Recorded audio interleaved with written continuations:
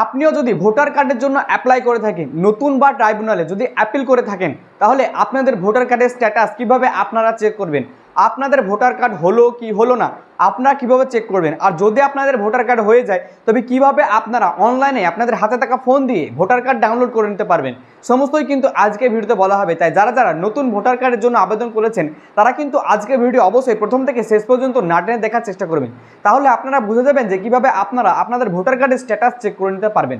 তো চলুন বেশি কথা না বাড়িয়ে আজকে ভিডিওর মূল আলোচনায় যাই, বা আজকের ভিডিওয়ে যেটি দেখাতে এসেছি সেটি আপনাদেরকে দেখাই। চলুন আমরা এখন ফোনের স্ক্রিনে যাই, কিন্তু তার আগে যদি আপনারা এখনো পর্যন্ত আমাদের চ্যানেলটিকে সাবস্ক্রাইব না করেন তো প্লিজ আপনাদের কাছে একটি ছোট রিকোয়েস্ট, আপনারা প্লিজ আমাদের চ্যানেলটিকে সাবস্ক্রাইব করবেন।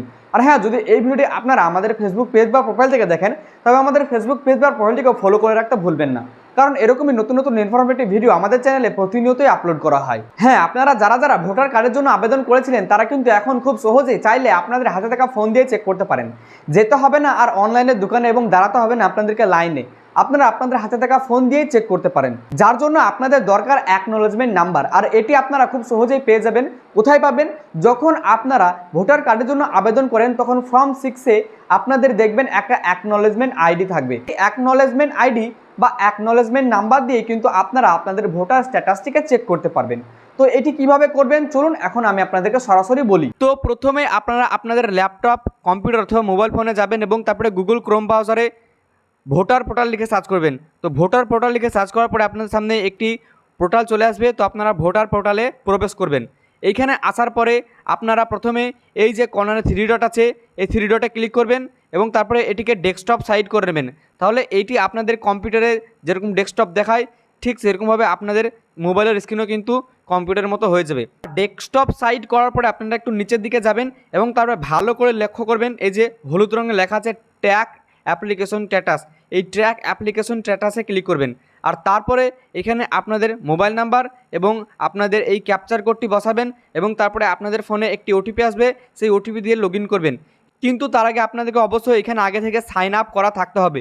যদি আপনাদের সাইন আপ করা না থাকে তবে আপনারা সাইন আপটা প্রথমে করে নেবেন। আপনাদের ফোনে একটি ওটিপি আসবে, ওটিপি দিয়ে যখনই লগ ইন করবেন আপনাদের সামনে এরকম একটি পেজ ওপেন হয়ে যাবে। এখানে আপনাদের রেফারেন্স আইডি বসাতে হবে। রেফারেন্স আইডি বা অ্যাকনোলেজমেন্ট আইডি কোথায় পাবেন আপনারা? এই রেফারেন্স আইডি বা অ্যাকনোলেজমেন্ট নাম্বার আপনারা যে ফর্ম 6 ফিল আপ করেছিলেন সেইখানে ঠিক মাথায় লেখা থাকবেন, দেখবেন আপনারা সেই রেফারেন্স আইডিটিকে এখানে বসিয়ে দেবেন।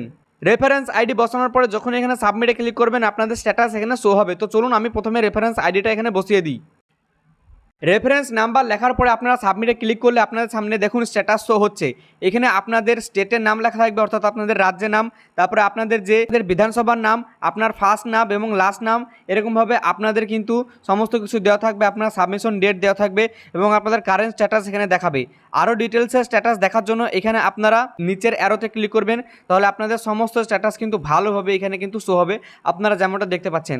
তো ঠিক এরকমভাবে আপনারাও কিন্তু আপনাদের যদি ভোটার কার্ড করতে দিয়ে থাকেন তবে কিন্তু স্ট্যাটাস চেক করে নিতে পারবেন আপনাদের হাতে থাকা ফোন দিয়ে। খুব ইজি একটা প্রসেস। ভিডিওটি ভালো লাগলে প্রচুর পরিমাণে শেয়ার করবেন যাতে সকলেই জানতে পারে।